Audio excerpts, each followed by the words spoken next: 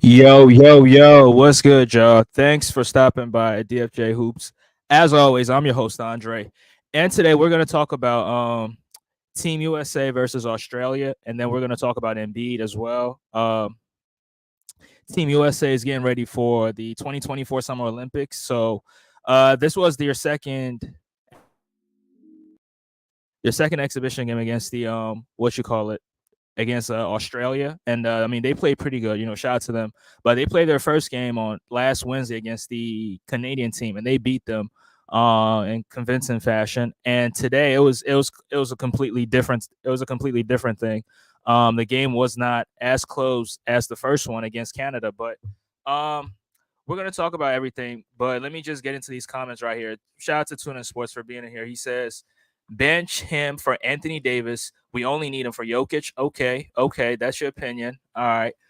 Thomas says typically Embiid choking. What's new? How do you choke when the team won the game? Thomas, you're gonna have to explain that. But shout out to you for being in here though. Darilla he says Embiid got PG, so he's good. And Thomas came back again and says they can't handle pressure. Maxi is gonna have a lot of weight on him. Um, yeah, I appreciate the comments, but let's just talk about this game right here before we talk about Embiid and whether Team USA should bench him or not. So, like I said, second exhibition game against the Australian team. Shout out to Australia. They had pretty good players. I mean, players that we are familiar to in the NBA. I saw Dyson Daniels, Josh Giddey, who people think is trash. He had a pretty decent game in my opinion. Jock Landale also had a good game. We saw Josh Green come off the bench. We saw Dante Exum come off the bench, and we saw a few other players as well on that Australian team. I think Joe Ingles also checked in. He played about 3 minutes, if I'm not mistaken, and they all contributed, but it was just too little, too late, and Team USA was just too much for the Australian national team. So nothing they did could have helped them win the game, in my opinion, because Team USA was just too much. Team USA has more talent on the team, have the best players on the team, and they did what they were supposed to do, which is dominate from start to finish and go home victorious. Um, Shout out to Bruce. He says Embiid still in the second round. Hello, Andre and everyone. Yeah, shout out to Bruce. What's going on? I mean, I don't know why y'all keep bringing up the second round thing with Joel, but we'll definitely get into it. But so for Team USA, Kevin Durant is still, he's still out because he's dealing with I think it's a calf strain or something like that. He hasn't really played so far. We haven't seen him yet, even though he has been practicing with the team, but he hasn't been out in terms of playing in the exhibition game. So hopefully he comes back sooner than later. And I don't think Kevin Durant's going to mess up the flow of Team USA because I believe Kevin Durant that his game can translate to any team. He's kind of like a plug and play guy, and how he plays offensively, it can definitely fit into any offensive system. So hopefully we can have Kevin Durant out there in the near future. But he didn't play, and Derek White also did not play. Now Derek White just recently replaced Kawhi Leonard because Kawhi Leonard had to withdraw from the team, so he didn't play in this game right here. I think he's still ramping up. He's still getting ready, so he's still practicing with the team. He's still ramping up to game shape. So hopefully we might see him on Wednesday night against the Serbian national team. But let's get into this game right here. So Team USA had Anthony Edwards and Stephen Curry in the backcourt, and they had Joel Embiid, LeBron James, and Jason Tatum at the front court. So these were your starting five. And me personally, the first half was I really liked the first half because they wasn't really forcing any shots. Anthony Edwards had a lot of, catch and shoot opportunities. He made like 3 threes in the first half. I mean, in the first quarter. LeBron had, I think, 2 threes, and Joel was trying to like find his rhythm. He was trying to fit into this team, but you can see that the fit was not there. And in a way, you could say he struggled for the most part. He didn't really have a great game. It was not a typical Joel Embiid game. Me personally, I'm not gonna say he choked like some people are saying in the comment section, but um, he's still trying to find. He's still trying to find where he fits in. He's still trying to find his way within the offense, and even with people calling for him to get benched, Steve Kerr came out after the game, and he really had some great things to say.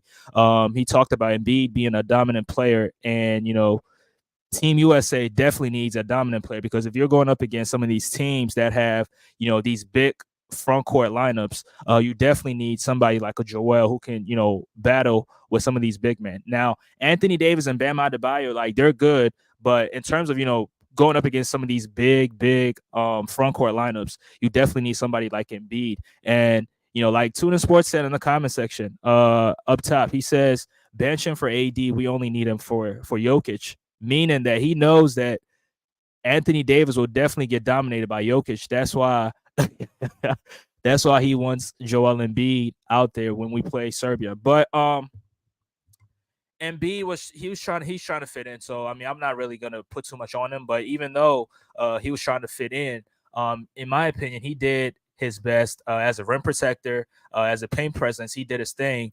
Even though Jock Landale had a few short rolls and caught the ball sometimes and finished around the basket pretty effortlessly. I felt like Embiid could have did more in terms of being resistant and playing playing defense around the ball screens much better. Now, when every time they had Embiid out there on the floor, their defense around the ball screens was drop coverage. I mean, that's what Embiid plays.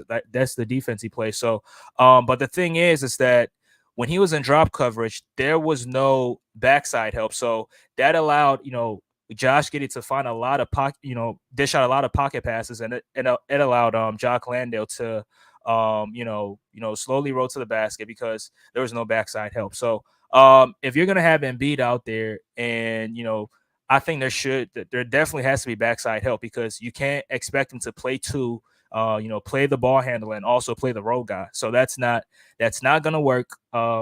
Teams that play drop coverage, they always make sure they have backside help. So that's something Steve Kerr has to consider and has to look into, because if he's gonna be the starter out there, there should definitely be backside help. The team should rotate, and you should definitely send some backside help. Now, when they had Anthony Davis and Bam Adebayo out there, now these guys are much mobile, much more. They're much more faster on their feet, so they can switch out onto the perimeter and guard the perimeter. But that's not something that Joel Embiid does. That's not. I mean, he's a big man. He's a traditional big man. Like he's a 7-footer, and we never asked Dikembe Mutombo to guard on the perimeter. We never asked Mark Eaton to guard on the perimeter. We never asked Kareem Abdul-Jabbar to guard on the perimeter. So if Embiid is not holding his own out there on the perimeter, I mean, I don't think it should be a shock, because he shouldn't be guarding the perimeter. And if he's going to be in drop coverage, there definitely has to be backside help in order to, prevent lobs, or, prevent those short rolls and those pocket passes to, the big man on the other teams. Hold on for a second. Damn. Yo, let me just go back here and Bruce says backdoor cuts are killing it, right? Because there are there's no backside help. Guys are not rotating to, cover up. Guys are not rotating in order to stop these guys from getting caught on the backdoor cut. So yeah, I agree with you. There's a few backdoor cuts, but I mean, this is the second game, and they're definitely gonna watch film and try to clean everything up heading into the third game. Anthony Edwards keeps holding onto the ball. He needs to move the ball. Yeah, Anthony Edwards is, some kind of a ball stopper, in a sense. So, and he thinks he's the best player on this team. He feels like he's the number one option on this team. So, he holds onto the ball sometimes, and he's not moving it fast enough. But I mean, he did capitalize on the opportunities that he got. But me personally, I think he should move the ball and play faster, and try to move the ball, try to move the opposition as well, in order to find some mismatches in the post or some mismatches out there on the perimeter. So yeah, Bruce, I definitely agree with you on that. I think Drew Holiday should start. Embiid seems overwhelmed. I don't know about that, but I mean, it's a second game, and Embiid is not used to the FIBA play. I mean, there was a play where Jock Landale grabbed the ball off the rim, and he thought it should have been goaltending, but there's no goaltending. That wasn't it wasn't goaltending because that's FIBA rules is a little bit different. So I think Embiid is just he just has to get used to the FIBA rules, and I think everything will take care of itself. Do you think Ant-Man should start or come off the bench? Uh I mean, I think he should start. I don't have a problem with him starting, and I get what y'all saying with the him being a ball stopper and him trying to ISO as much. But I mean, he's Anthony Edwards, so and he feels he's the best player on this team. He feels he's the first option. So, me personally, I don't see anything wrong with it in my opinion. Yeah. Anthony Edwards was definitely cooking in that first half, but teams keep playing zone against the United States. Uh, Yeah, Australia they definitely played some zones, but they played man to man sometimes. They didn't play zone as much, but I mean in their coverages, I mean zones was definitely in their coverages, and they were hedging and recovering on players like Devin Booker and on Anthony Edwards. They're trying to like play drop on him. So I think the coverages they mixed up the coverages and they were not trying to make it as obvious to. I mean, if you're playing defense, you don't want the other team to know the kind of coverage you're running out there. So yeah, Bruce, I get what you're saying over there. DFJ Hoops and Tuning Sports matters. My predictions keep loading. Bro, you don't make no predictions, Thomas. Stop it. He says Ant-Man is the best player for United States without Kawhi. Kawhi wouldn't have been the best player on this team, so I don't even know what you're talking about. But yeah, let me get into this right here. Let me not get off track. But me personally, I think this starting five with Jason Tatum, LeBron, Embiid, Anthony Edwards, and Steph Curry. The other starting five did play when they were out there on the floor. They seemed much more. They flowed in the offense, and everything was not forced, and they were moving the ball much faster. Players were moving much more than the first unit was doing. And I can see why people are saying that Embiid should not be the starter because his they're complaining about his efforts and how he plays. But the thing is, if they're gonna have him in the starting five, the defensive coverage has to be a lot better. Now, Embiid has to be better as well. I'm not making any excuses for him. I mean, like I said, it's his second game and he's getting adapted to the FIBA rules. So it's just gonna take him some time. But the Olympics starts in like 2 weeks, so he definitely has time to catch up. He definitely has time to get used to the rules in order to be the best possible version that he can be. So um but let's get into this team right here. So Jason Tatum has some strong plays, in my opinion. He had this take to the basket where I forgot who was on him, but he just moved him out the way and just dunked it. And I was like, wow, I definitely want to see Jason Tatum as aggressive as such. I don't want to see Jason Tatum out there on the perimeter like jacking up threes. I don't think he jacked up a lot of threes in this game. Most of his shots was going straight to the basket.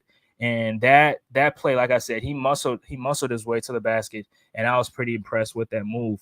If I look at his stats right here, he only shot 1 3. Now he only took 4 shots, so a lot of his shots were going to the basket, and that play that I just talked about was one of them.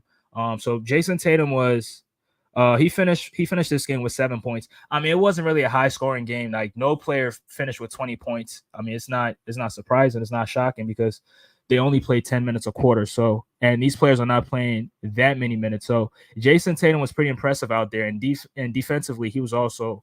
I really liked him out there defensively as well. On the perimeter, in the interior, he was pretty solid in my opinion. Now, one player who I was really surprised with was Steph Curry because Steph Curry was, he wasn't that efficient out there on the floor.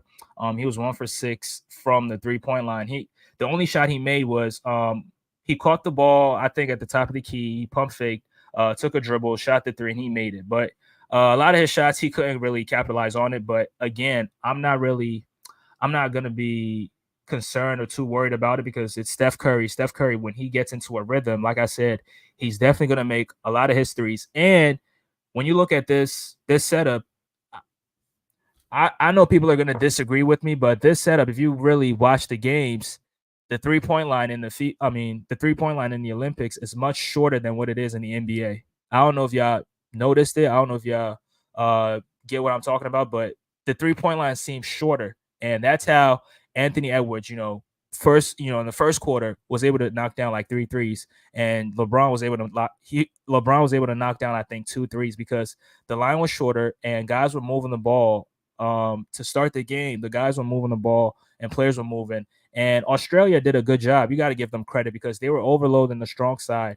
and trying to force, those long skip passes to where somebody could just intercept those passes in the passing lane. But Team USA did a better job moving the ball, swinging the ball, finding the open man, and that's where you saw Anthony Edwards, make those threes, and LeBron James make those threes. So with the 3-point line being as short, I think Steph Curry, once he gets into a rhythm, he's definitely going to make a whole lot of threes. He's going to take a whole bunch of threes and he's going to knock down a lot of them. So I'm not really worried about Steph Curry going 1 for 6. He's definitely going to be better in the next coming game. And LeBron James, in my opinion, did not try to force anything. I think he was just trying to push the ball in transition, trying to find the open man, and trying to use his playmaking abilities to find like easier shots for Anthony Edwards, find easier shots for Joel Embiid. Now they were playing some high-low actions with LeBron and Joel Embiid, but Australia was, they were sending double teams because they don't trust Embiid's ball handling skill. So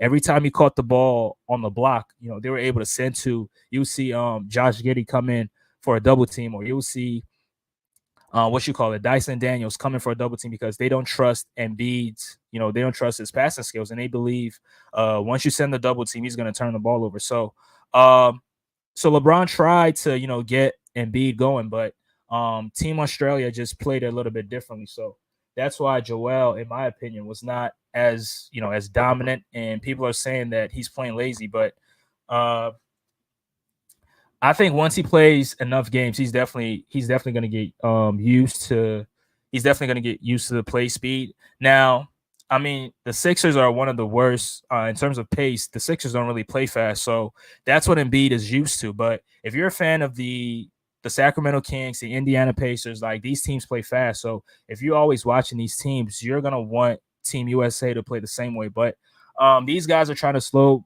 Sometimes they try to slow down the pace and try to play in the half court and find mismatch opportunities and move the ball, try to find the open man in the corner so the guys in the corners can shoot threes. So it's not going to be run and gun every single time. They're going to try to slow down the pace from time to time because these guys are also older. LeBron is how old? 39, 40 years old. So he's not going to want to run every single time. He's not going to, even though sometimes in transition he's going to want to push the pace, but not every single time. He's not going to be doing that.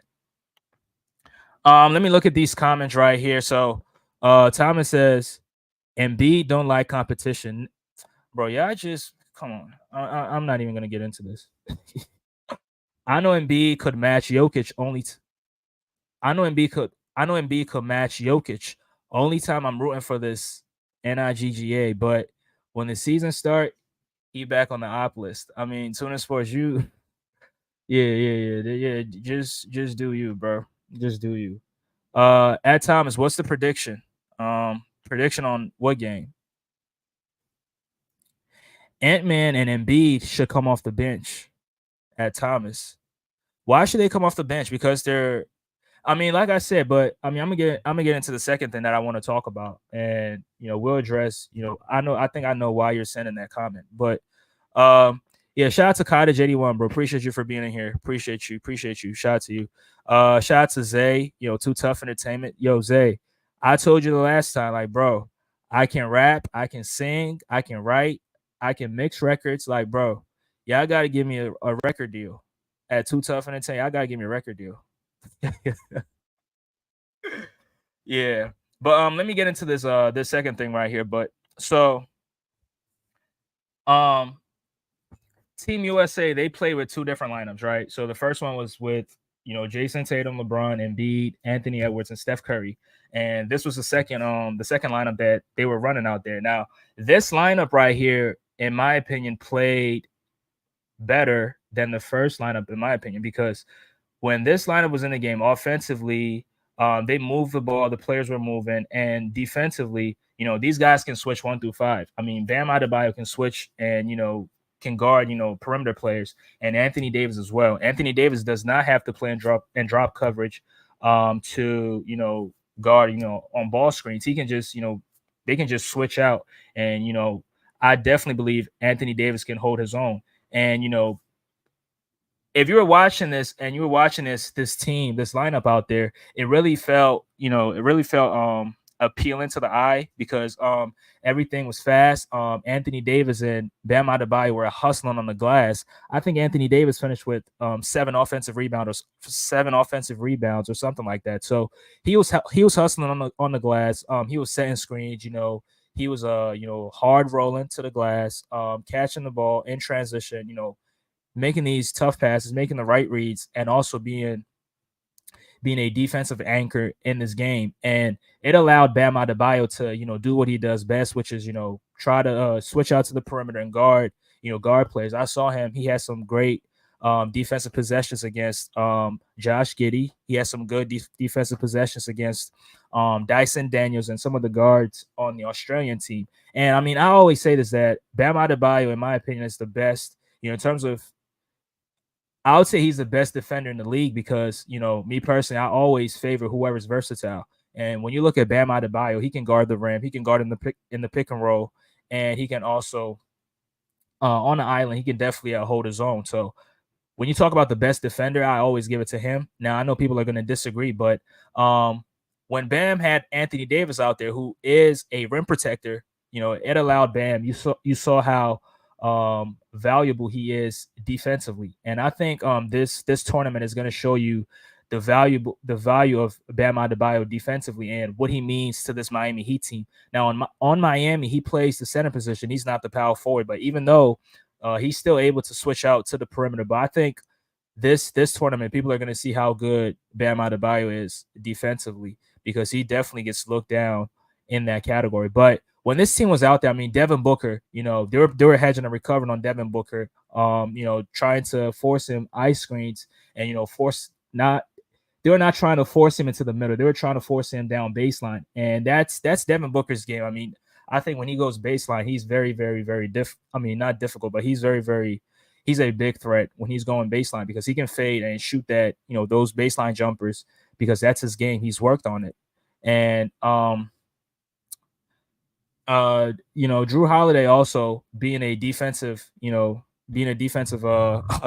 nuisance out there, pressuring guys full court, shooting threes, making plays as well, making the right reads, getting offensive rebounds. And Drew Holiday is just the value that he brings on the team. People don't realize because he can do a little bit of everything, even though he's a guard.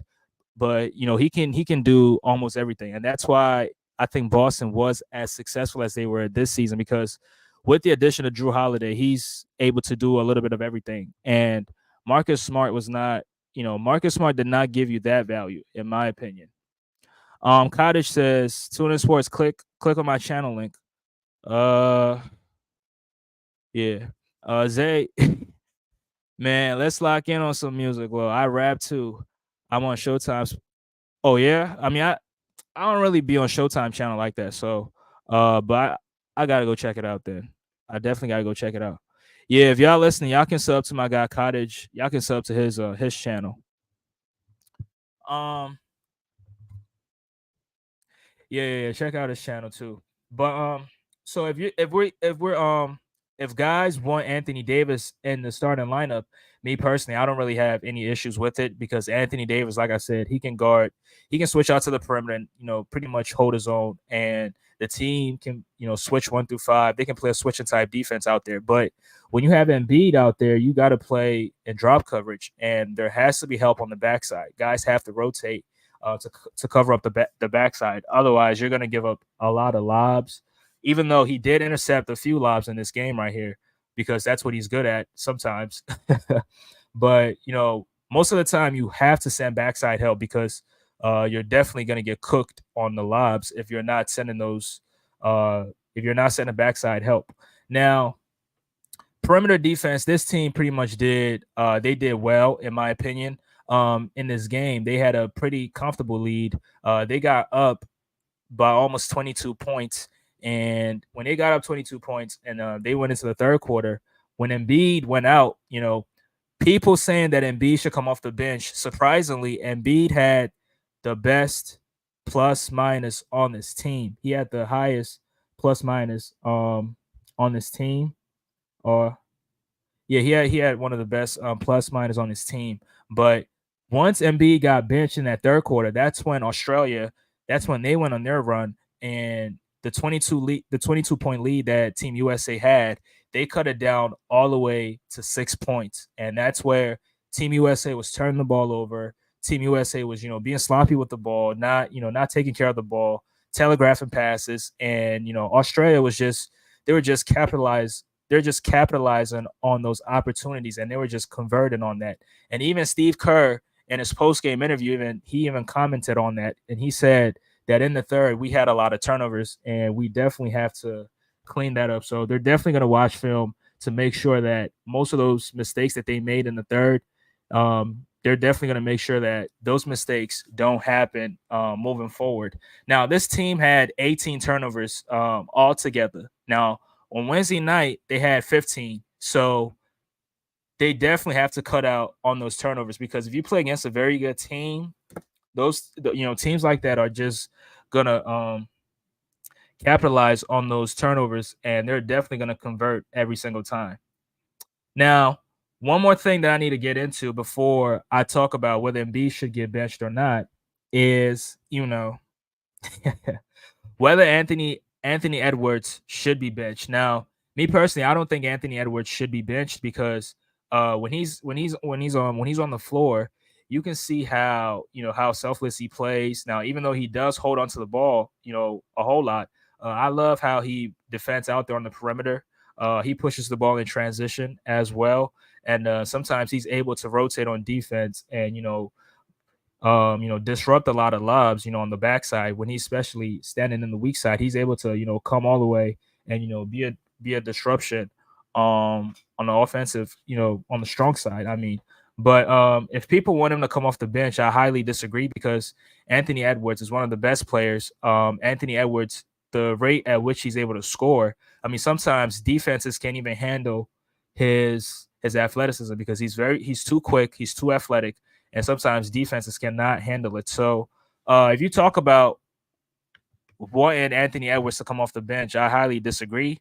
But I see what people are saying, because a lot of ISOs, and him holding onto the ball too much, and him not moving the ball, or not even moving to occupy certain spaces on the floor.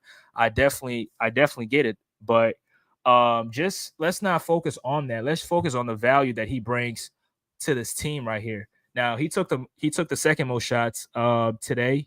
Anthony Davis took the most shots. I think Anthony Davis took 12 shots. Coming off the bench, he was 6 for 12 from the field, but Anthony Edwards took 11, and out of those 11 shots, he made 5 of them. So 45%, which is not bad. 2 for 6 from the 2 for 6 in the within the 2 pointers, and he made 3 out of 5 3 pointers in this game right here. And most of those shots were just wide open shots, shots that you definitely have to take if you're wide open. And they moved the ball. They moved the ball from the strong side to the weak side, not just by one pass, but by connective passes, body movement, player movement, and swinging the ball, finding the open man. And all Anthony Edwards had to do was just shoot it, let it fly. And he had one play where he drove down the lane and he shot that that one-handed floater. So that those right there are good plays. And on defense, he definitely was hustling. He was fighting through screens, navigating through screens. He did bother Josh Giddey. Yeah, he did bother Josh Giddey a few times. When he was on Dyson Daniels, he did hold his own against him. And when guys that came off the bench when he was in the game, a Josh Green,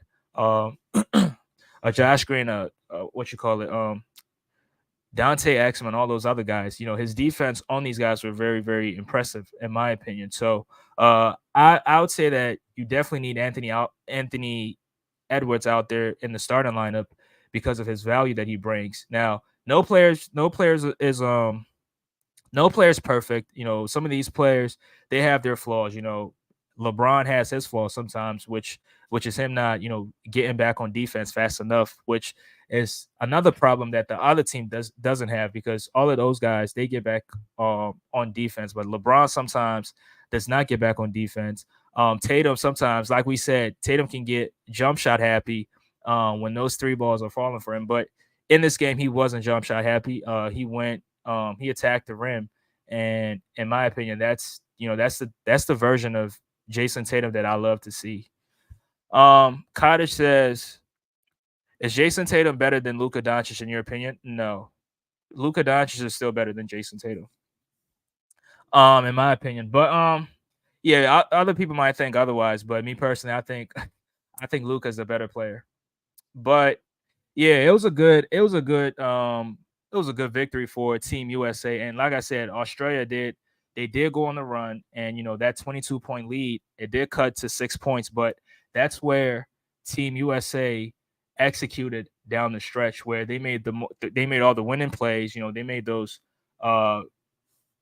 winning plays, like passing up a good shot for a great shot. There was one play where Tyrese Halliburton got that big shot in the corner, and when he made that, it put Team USA up by 9 points, and then next possession, next Team USA possession, um, Australia makes a bad business decision by helping on the strong side, and it was an easy kick out to Tyrese Halliburton, which was another mistake because you don't want to give up. A back-to-back shot to somebody who just made a shot. You don't want to give them a second opportunity, which in this case was wide open. And Tyrese Halliburton made them pay, and that put Team USA up by 12. And he also had another opportunity to make three-pointers in a row, but he missed it. It was short, but he did track it down. He caught his own miss, and then he ended up kicking the ball, and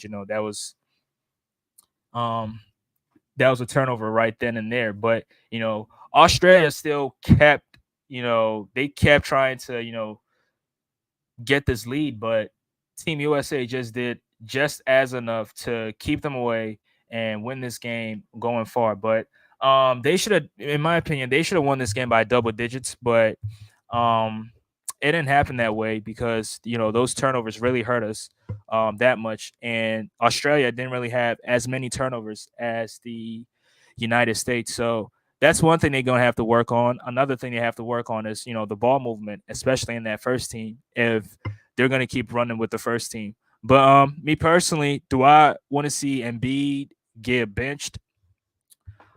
Um, that's a difficult question for me, but I just think that you know if certain teams demand certain lineups. So if you're playing a team that has some of these big, strong, front court players, then you definitely need Joel Embiid out there. But if you're playing a team that has like a Jock Landale at the five position, then yeah, I'll definitely want to go with Anthony Davis because Anthony Davis can definitely match a Jock Landale.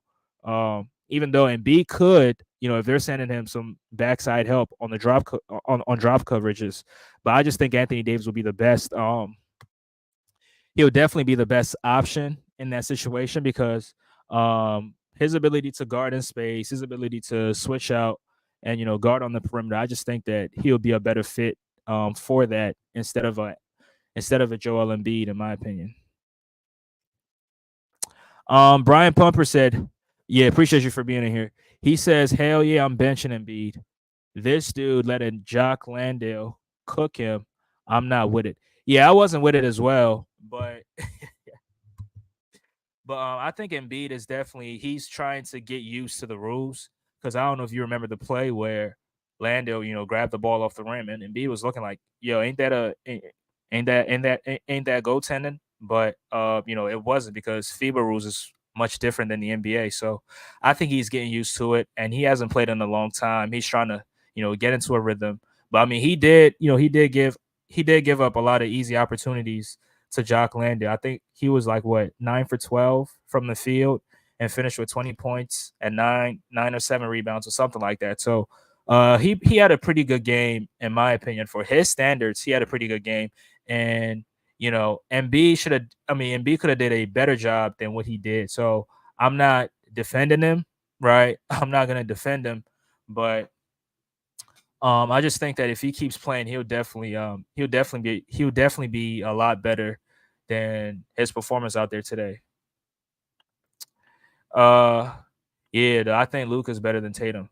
Yeah, Luka is better. I mean, people. There's only one person that I know who says Tatum is better than Luka, and that's Chilltown. But Chilltown likes the light skinned players, so yeah. Just like Bruce. Brian Pumper says, I'd rather we bench Embiid. I don't want Buddy getting hurt, and we need a faster defender. Yeah, I agree. I mean, Embiid, slows down the pace of the game. Sometimes when he grabs the ball off the miss, off the rebound, and he's very, very slow, and he's trying to. I mean, it's just different because on the Sixers, they run the offense through him, but on Team USA, it's different because you have all these offensive weapons out there. So we don't have to necessarily run the offense through him. So that's why he looks a little bit, you know, out of place. And defensively, I mean, of course he is slow because he's a big man. So, but I mean, if you want to go with the faster defender, I definitely understand that. But when you go up against a Jokic, and Jokic is 8-1 against Anthony Davis, and we all see what he does to Anthony Davis. I don't think that's going to be a good matchup if we have to face Serbia in the Olympics. Um, yeah, Darilla says he says Embiid is a clown.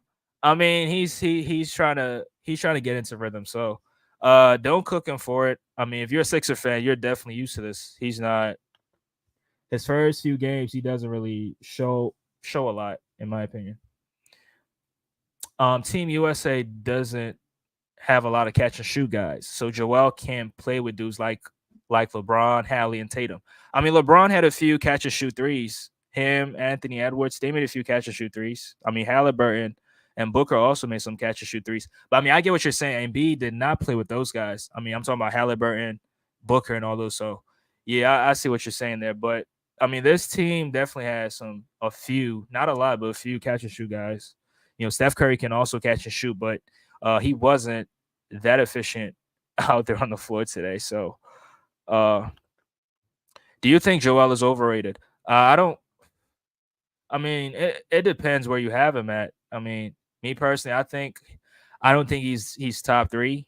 If you have him as a top three player, then yeah, he is overrated. But me personally, I think he's properly rated in my opinion. And Embiid stay jogging on the court.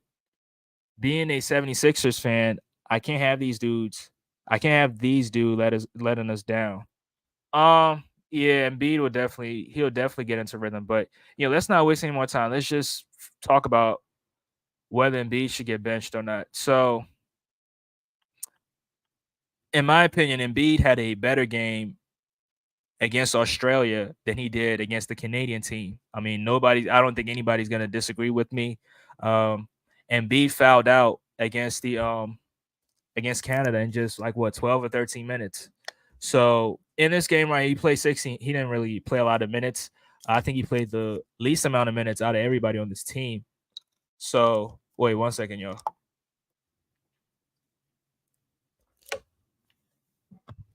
Yeah, he didn't really play that many minutes, and he had a better performance today than he did the last time. So, in my opinion, I think he's getting better. But him moving lateral. I mean, his lateral movement out there is not it's not too great because he cannot guard the perimeter, so he has to play in drop coverage. And I think a lot of people don't really like drop coverage, which I mean I'm not a huge fan of it as well.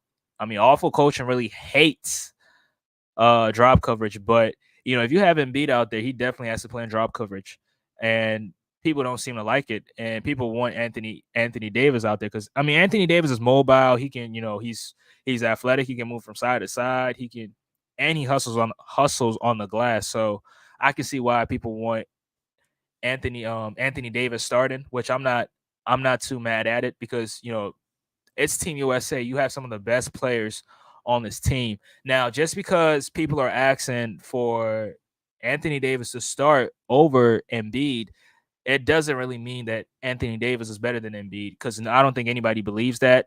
I believe Embiid is the better player, but on a team like this, you definitely want to go for the better fit, the best fit possible.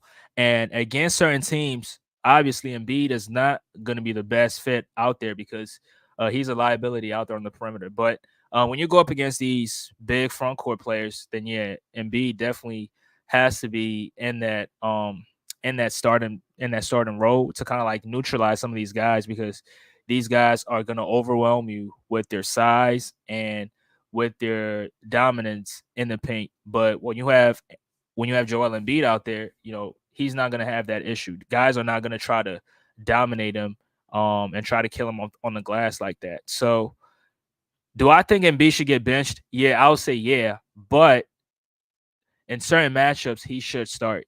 That's my personal opinion. I know people are going to disagree.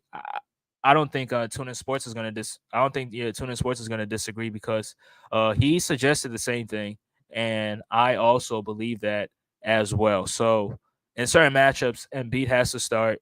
Other matchups, you know, Anthony Davis has to start. And when you have Anthony Davis and Bam Adebayo out there, I mean, defensively, it's just fun to watch because they can switch onto the perimeter, they can guard, and you don't really seem to have liabilities out there on the floor because your big man can also guard on the perimeter. As good as they are in the paint, they're just as good on the perimeter. So there's no liabilities, and teams cannot take advantage of them on the perimeter. But Embiid is just a different situation.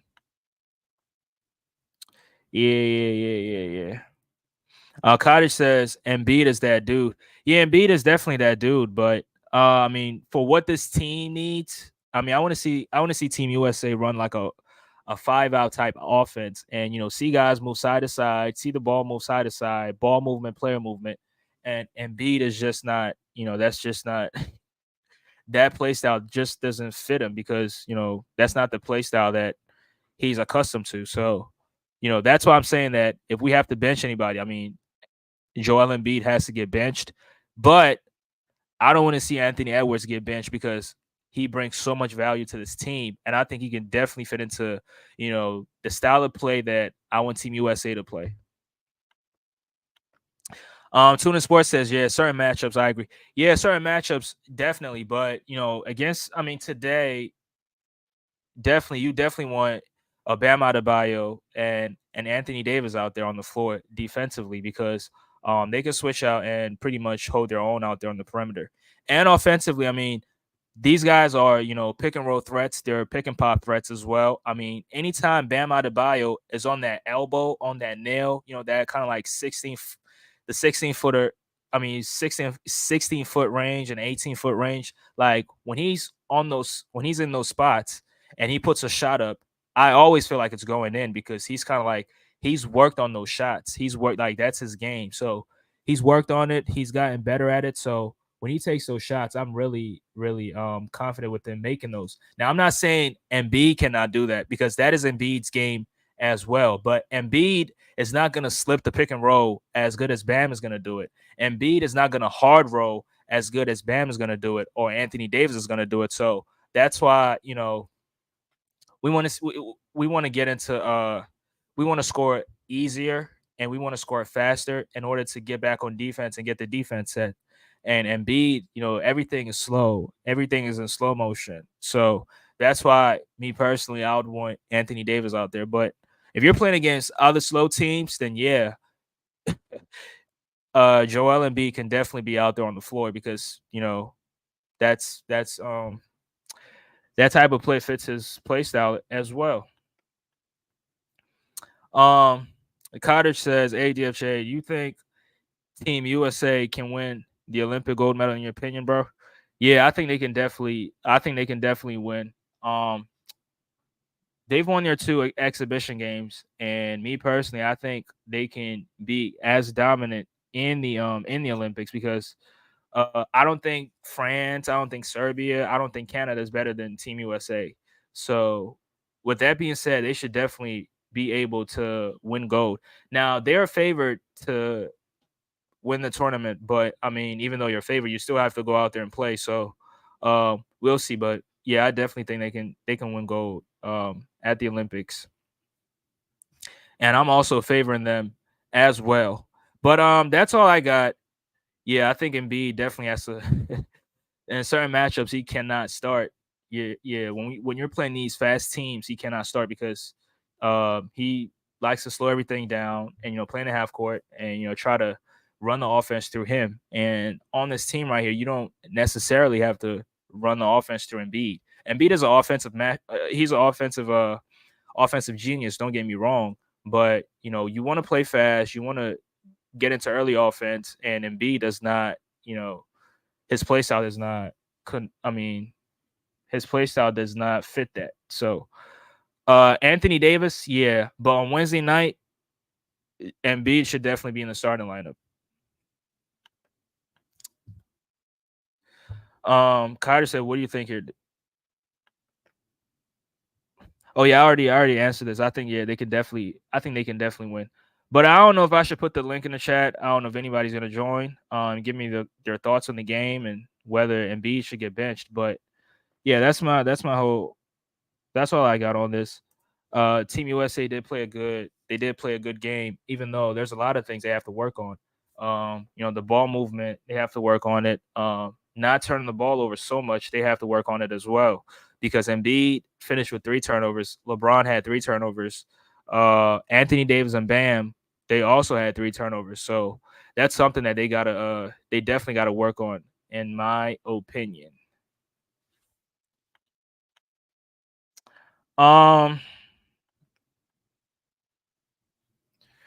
Tuna Sports says this not fee, but we got our top talents out there, which I absolutely agree. But sometimes when you have some of your best talents out there, these guys are gonna try to be complacent. So that's that's something that you don't really need, because when you guys get complacent, they're gonna start underestimating a few teams. And when you underestimate teams, that's where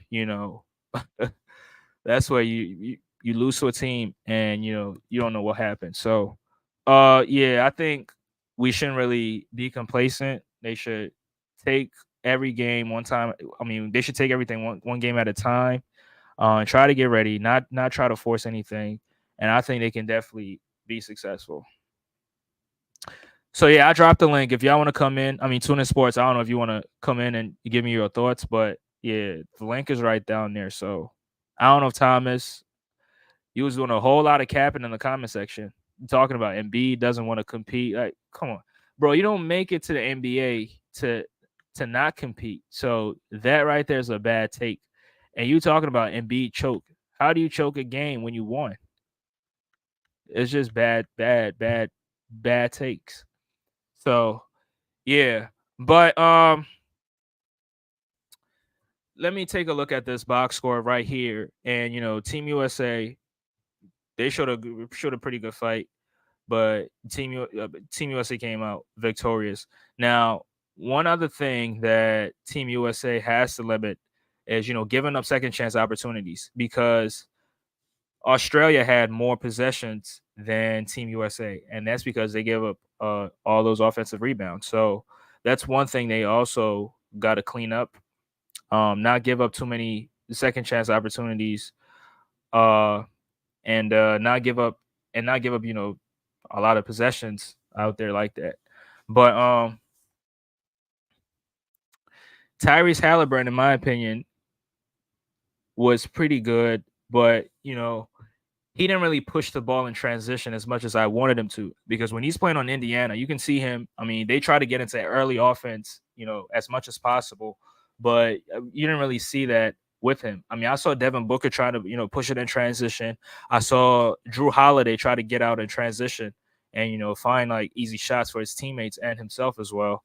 But I didn't really see that from Tyrese Halliburton. So that's one thing that I want to see heading into the few games that they have to play, especially on Wednesday night. I want to see Tyrese Halliburton push the ball in transition as much. Cottage says, what does Team USA? I mean, who does Team USA have on the schedule? I don't have the schedule right now, but I know they play Serbia on Wednesday night, so that's the next game. That's the game they have to get ready for. So, we'll see how that game goes. But we'll definitely cover that game as well on this channel. So don't forget to stop by and let's chop it up. But yeah, if you just tuned in, please make sure you hit the like button. Please smash that like button for me. If you haven't subbed to the channel, subscribe to the channel as well. It's DFJ Hoops. But yeah, so I think I think there's no what you call it. There's no ego on this team. I mean, with the exception of Anthony Edwards, who thinks he's the best player. I mean, people think LeBron is the best player on this team, but LeBron is not even, trying to show that he's the best player. He's not. I mean, he wants to push the ball in transition. He wants to, get to his spots. He wants to, apply rim pressure, but he's not, demanding the ball every single time and, trying to make a statement. That's not what LeBron is doing. But Anthony Edwards, I mean, being as young as he is, being as hyped up as he always is every single time, I can see why he wants to be the best player on this team because he can make a statement. And he definitely made a statement tonight, or let me say today, earlier on today, with his play. I think he was the most impressive player on the floor. And last game, he was the most impressive as well. I think last game he led the team in scoring. So Tuna Sports says, I'm a little bit busy right now, but I'm gonna tap in next stream. All right, bro. No problem. No problem. I mean, I'm gonna get ready to shut it down anyway. So, let me just talk about these few players, and we can get ready to shut it down. Now, Steph Curry, even though he went 1 for 6, you definitely want to see Steph Curry more involved. I mean, Steph Curry is one of the best off-ball players. I mean, he moves off the ball perfectly, and he's able to occupy spaces out there on the floor. And Steph Curry's he's just a threat from anywhere on the floor, especially from the three. So, uh, when he gets to a spot and they swing the ball to him, you can almost count on him to for him to make the shot. But it just wasn't that case today. I mean, maybe an off shooting night. I mean, off shooting game. So he'll definitely be better next game, in my opinion. So that's one person that wasn't super efficient who I wanted to touch on. Steph Curry did move the ball pretty good in my opinion, and his off ball movement was also good. So me personally, I don't have anything negative to say about him. Even though I think he could be better defensively, but I mean, when he's out there, he's a mismatch. So every time teams try to ISO him, you have to send help because 9 times out of 10 teams are gonna blow past him. But yeah, DFJ, I definitely agree with you, OG. Damn, calling me OG. Damn, Cottage, you must be a teenager or something. Yeah, but shout out to you though. I see your point here. Yeah, I mean, Steph Curry is he's you definitely want to see him shoot the ball more. I mean, he's one of the best shooters of all time. So when he gets those looks, you definitely want to see him shoot it. So, you know, but hopefully Derek White and Kevin Durant can play in the next game. I don't know if they're gonna play, but I mean KD's dealing with that calf strain, and people want them to they want KD to get Kawhi Leonard. They want KD to get sent home because he can't play. But I mean, KD's always dealing with some of these strains and shit like that. So, uh, but I think KD will definitely return even much sooner, and he's definitely gonna fit in perfectly with this team. But when he comes in, you definitely want to see him.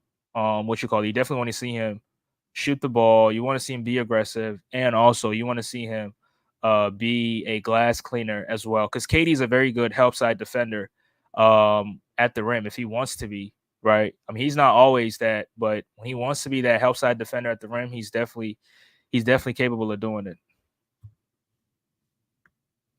Cottage says I'm 24. Oh, yeah, you funny as hell. But yeah, it was. Embiid will definitely get better in my opinion. It's only his second game, so I think people should just have it, take it easy on him. And him choking and all that, I don't subscribe to it, but he'll definitely get better, and he'll definitely get used to the rules and get back to game speed, and not try to hold on to the ball as much, and try to move the ball if he's starting. I don't know if he's going to start moving forward, but I mean, listening to Steve Kerr, I mean, he sounded like Embiid is definitely he's definitely going to try to what you call it, experiment with Embiid in the starting lineup and see what that looks like. But I mean, me personally, I think he should come off the bench because I think most of the teams that they're going to be playing have a what you call it. Most of these teams are going to have some of these, 6'9", 6'10", 6'9", 6'10" centers, fast centers, athletic centers. So that's not gonna be favorable for Embiid. So if you have an Anthony Davis out there who can, match almost every center, athletic, and also be a glass cleaner, I definitely would say that you should have Anthony Davis out there in the starting lineup. Now, it doesn't mean that Anthony Davis is the better player, but Anthony Davis is just the better fit for the team. Let me read these few messages or few comments, and let me just end this right here. Uh, Cottage said, "But salute to you, man. Yeah. Appreciate you. Appreciate you, Cottage. Yeah, I appreciate you for being here. I mean, you show support like always. So, yeah, I absolutely appreciate you. Well, we play Germany. You talking about in the exhibition or when the actual Olympics start? Because in the Olympics, I don't know if we're gonna play Germany, but I got to take a look at the schedule because I haven't looked at it yet. Teacher got game. Appreciate you for being in here. He says Council is making a splash from the logo now. Yeah, Council has been really really impressive, and I'm definitely gonna touch on the summer league game tomorrow. I mean, they're playing the Portland Trailblazers. Uh, is it Rob Dillingham or Donovan Klingen? One of those guys is playing for the Portland Trailblazers. So, we're definitely gonna cover the summer league game tomorrow, and a few players that I've been impressed with. I'm definitely going to talk about them tomorrow on tomorrow's live. So you can tune in. Teacher Got Game. Appreciate you for being in here. Hope you sub to the channel and like the live as well. But yeah, this brings it to the end of it. But let me touch on a few things, and I'm gonna get up out of here. So Cameron Payne just signed with the New York Knicks. He signed a vet minimum, so he will be on the Knicks team next season. So Cameron Payne, or what name did he give to the Cubs? Was it Robert Jefferson or whatever? Cameron Payne will be on the Knicks next season for the Knicks for one season. But I mean, I don't know what that's gonna look like because they have Deuce McBride who kind of like does similar things that Cameron Payne does. So I'm very, very intrigued to see what that looks like. But yeah, Cameron Payne is gone from the Sixers, so the Sixers continue to lose their own players in free agency. So Cameron Payne, DeAnthony Melton, Buddy Hield, and who else? Paul Reed, Tobias Harris, Nico. So that's six players right there. So uh, they're definitely going to lose Robert Covington. So that would be seven players that the Sixers lost. But I mean, if you don't lose anything, you're not going to gain anything. So you lose something, you gain something. So I think it's a win-win situation on both sides.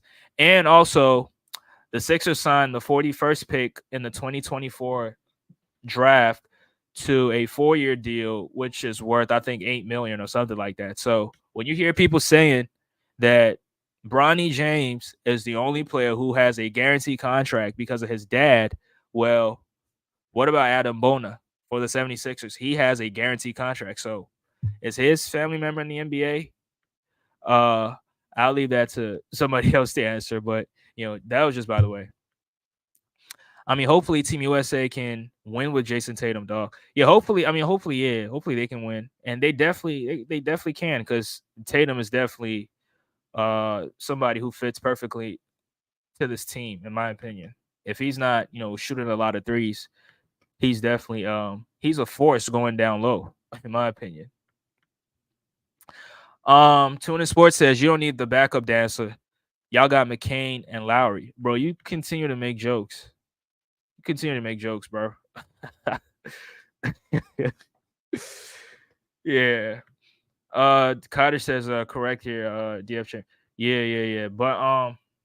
Yeah, so that's the two things I have to talk about. Cameron Payne joining the Knicks, Adam Bona signing a 4-year deal with the Sixers. That's his rookie scale contract. So that's probably his.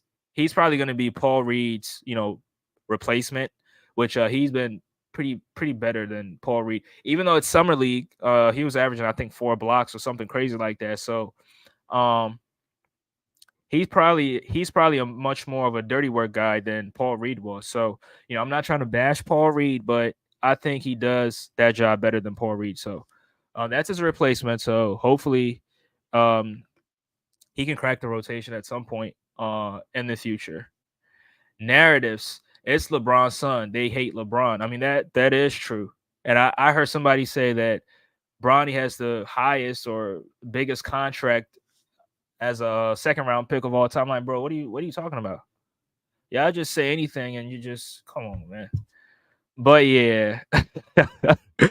Yeah, just let the kid be. Let Bronny James be. If he plays great, you give him flowers. If he plays terrible, you bash him. As simple as that. But don't try to use narratives to, bash him. And calling them a bust and all that. I mean, he's a second round pick. Like, since when did we start calling second round picks busts? I don't know, bro. But yeah, I'm gonna end the show right here. Appreciate each and every person that joined or tuned in. Shout out to Tune In Sports. Shout out to my guy Cottage81. Appreciate you for being in here as always. Shout out to Teacher Got Game, who came in at the very end to give me the news that Ricky Council the Fourth is making a splash from the logo. So shout out to Teacher Got Game. Shout out to Derillis. Shout out to Thomas Talented and Bruce. They were all in today. And shout out to my guy Brian Pumper as well. He chimed in with his comments. And he gave his opinion. So I agree with it. But yeah, this brings the show to the end. Shout out to Asian Draymond. He says, bro, what are you talking about? Hey, ladies, bro. Bro, you tripping. Yeah, but shout out to you though. Bro, make sure you hit the like button, subscribe to the channel if you haven't. You joined late, but yeah, just tune in tomorrow. We'll definitely talk about something interesting tomorrow as well. So this will bring it to the end. Appreciate each and every person. I'll catch you guys on the next one. Peace.